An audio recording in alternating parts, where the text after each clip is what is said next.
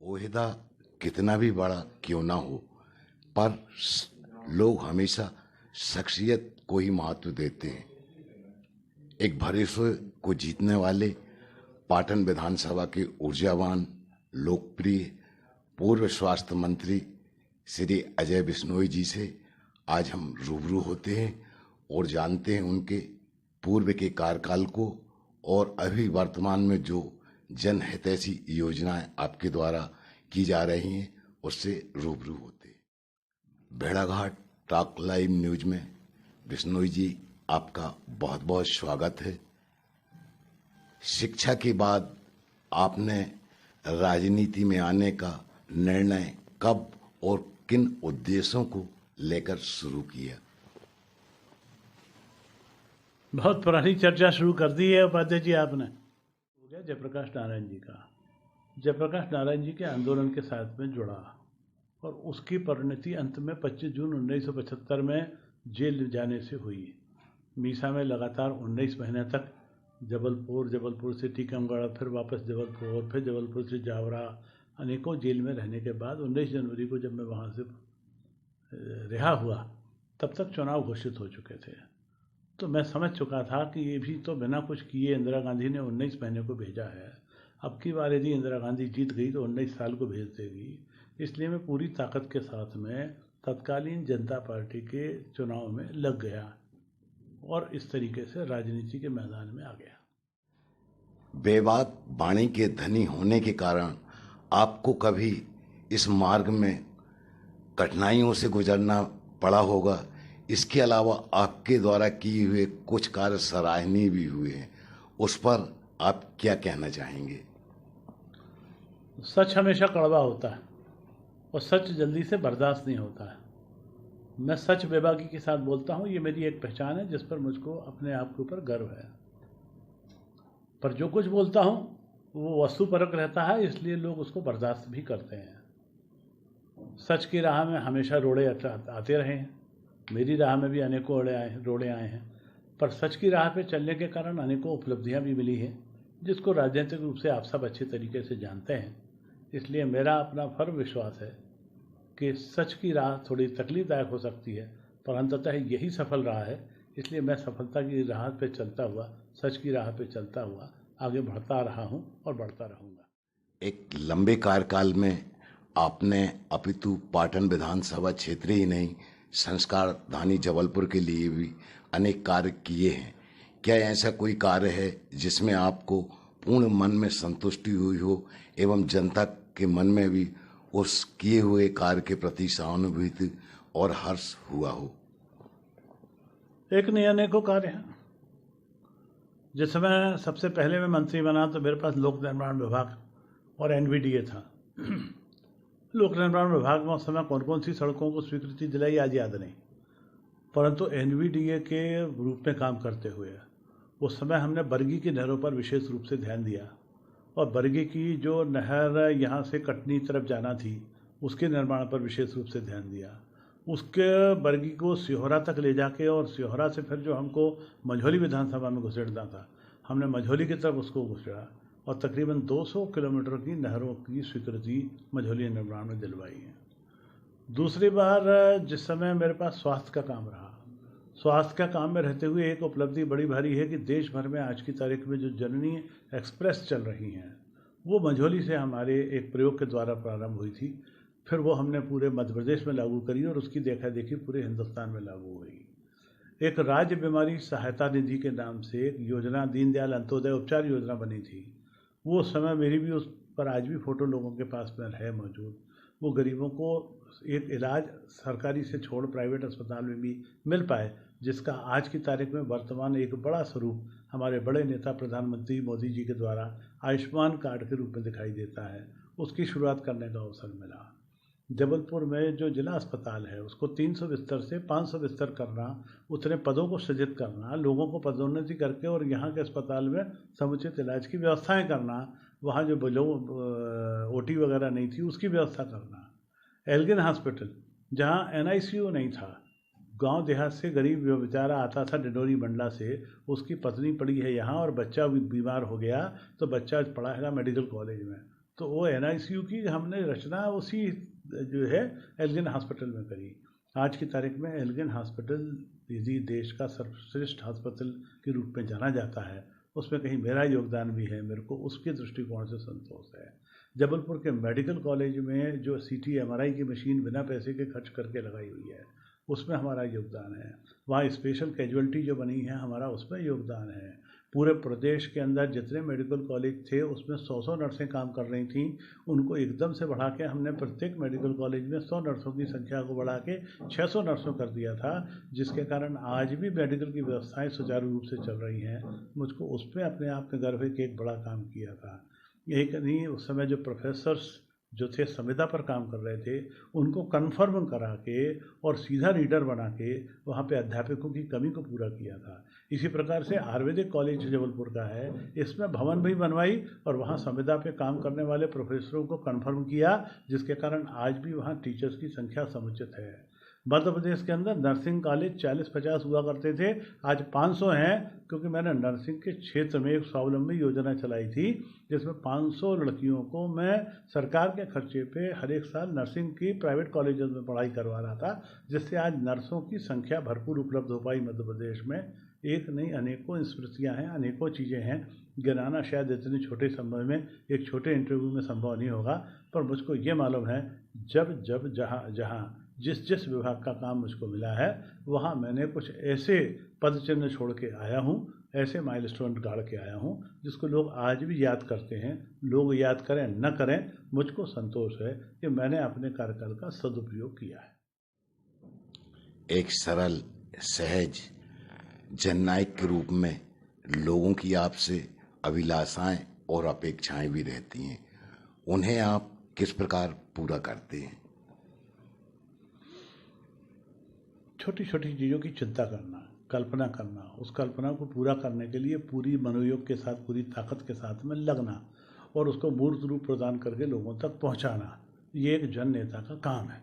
इस सब के अतिरिक्त जो जनअपेक्षाएं हमारे पास आती हैं, उन जनअपेक्षाओं को भी गंभीरता से लेना और उसके निराकरण की दिशा में पूरी ताकत के साथ में काम करना, ये मेरी अपनी एक पहचान रही है। उसी पहचान के अनुरूप मैं आज की तारीख में काम कर रहा हूँ। मुझको खुशी है कि मैं उसको कर पाने में सफल रहा हूँ।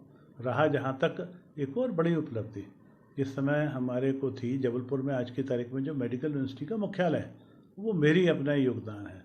आज जबलपुर में यदि वेटनरी यूनिवर्सिटी का मुख्यालय है, तो मेरे वेटनरी यूनिवर्सिटी रहते हुए, मैं मंत्री रहते हुए उस यूनिवर्सिटी में मेरे दस्तखत के साथ में बनी है। वहाँ पर यदि आज फिशरीज कॉलेज यहाँ पर है, यदि आज डेयरी कॉलेज वहाँ पर है, तो ये भी मेरा अपना योगदान है जो मैं जबलपुर के हित में उस दौरान अपने आप में कर पाया हूँ। मैंने आपसे कहा ना, इस समय अचानक आप सवाल पूछेंगे तो शायद बहुत सी चीज़ें विस्मृत हो गई हैं। एक और जो चीज़ बड़ी है, बोरलाग रिसर्च सेंटर जो यहाँ पर चल रहा है 500 एकड़ में, जहाँ किसानों को नए तरीके से खेती करना सिखाया जा रहा है, ये इंटरनेशनल ऑर्गेनाइजेशन है। इस इंटरनेशनल ऑर्गेनाइजेशन को जबलपुर में लाने की मेरी एक अपनी महत्वपूर्ण भूमिका रही है। सरकार से इनको हमने 550 एकड़ ज़मीन दिलवाई, उस ज़मीन तक पहुंचने के लिए सड़क दिलवाई, उस ज़मीन तक हमने नहर पहुंचाई और उस ज़मीन तक हमने विद्युत का 33 kV पावर का सब स्टेशन भी पहुँचाया। आज वो बोरलाग रिसर्च सेंटर किसानों को बहुत कुछ सिखा रहा है, जो आने वाले समय में किसानों की तस्वीर को बदल देगा। पाटन विधानसभा में जनता ने पहली बार आपको चुना, तो निश्चित उस समय पूरी विधानसभा क्षेत्र की सड़कों की बात करें, स्कूलों की बात करें, चिकित्सा व्यवस्था की बात करें, उनको आप किस प्रकार पटरी पर लाए और आज जिले ही नहीं पूरे मध्य प्रदेश में आपकी विधानसभा का कार्य जाना जाता है। मैंने फिर कहा ना, जनता पूछे और जनता मांगे, उसके पहले हम अपनी बात पहचान लें। जब मैं पाटन में जुड़ा, पाटन की मंडी उपमंडी थी, मेरे को लगा पाटन के किसान इतने ज़्यादा लोग हैं, यहाँ पूरी मंडी होना चाहिए, पूरी मंडी बना दी।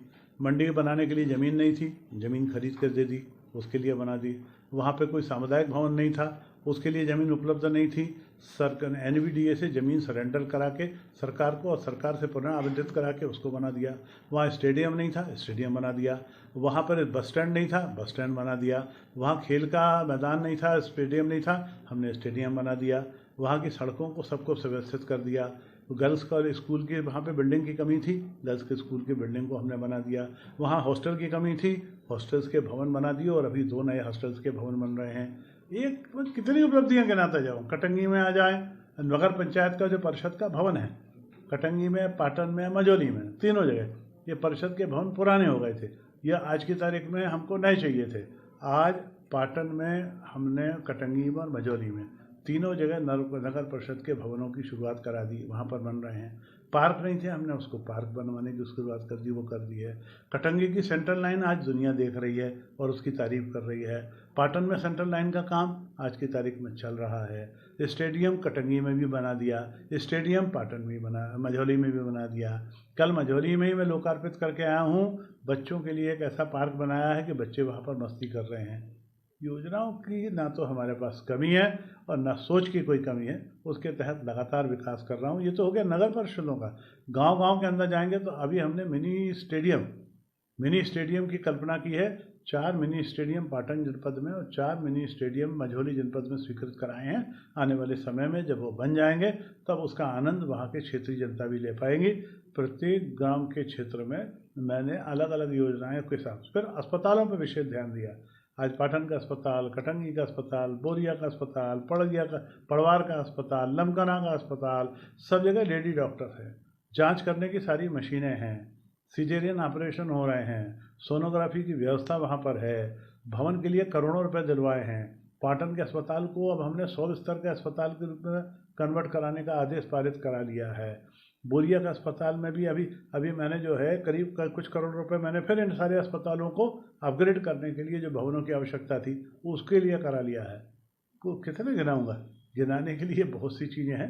मुझको संतोष ये है कि लोगों को मेरे काम पसंद आ रहे हैं, जनता से मुझको आशीर्वाद मिल रहा है। यही आशीर्वाद मेरी ताकत है। बेशक हमारे देश के माननीय प्रधानमंत्री जी मोदी जी ने आम जनता का योजनाओं के चलते दिल जीत लिया है, तो वहीं मध्य प्रदेश में भी माननीय मुख्यमंत्री शिवराज सिंह जी के भी अनेक ऐसे कार्य हुए हैं कि आज बहुत जनता उनको पसंद करती है। पर कुछ ऐसे हालात बने या कमी कहना चाहिए कि जिनसे जनता खुश नहीं थी। पिछले चुनावों में पराजय का सामना भी करना पड़ा। ज़्यादातर लोगों का ये मानना रहता है कि राजनीति में आपराधिक तत्वों का जमावड़ा नहीं होना चाहिए, उससे पार्टी की छवि और खासकर आम चुनावों में इसका असर पड़ता है। इस बारे में आप क्या कहना चाहेंगे? अपराधियों की जगह ना समाज में है, और जब समाज में नहीं है तो राजनीति में क्यों होना चाहिए। पर आपराधिक भाषा और परिभाषा, इसका फर्क है। लोगों को इस भाषा को समझना पड़ेगा। कौन किस स्तर का अपराधी है, छोटा हो या अपराधी है, बड़ा अपराधी तो अपराधी ही कहलाता है। हमारा कॉन्स्टिट्यूशन, हमारा कानून यही परमिशन तो यही कहता है। तो मैं तो मानता हूं कि लोगों को अपराध से बचना चाहिए, खासतौर से उन लोगों को जो राजनीति में काम कर रहे हैं या राजनीति में आना चाहते हैं। अपराध से दूर रहना चाहिए। पूरे मध्य प्रदेश में आप जाने जाते हैं, आपका लोगों में परिचय है। लोगों के निजी कार्यक्रम हों, खेल की गतिविधियां हों, चाहे सांस्कृतिक कार्यक्रम हों, टाइम बे टाइम आपको जाना पड़ता है। खाने पीने की बात करें, वह भी निश्चित नहीं रहता है।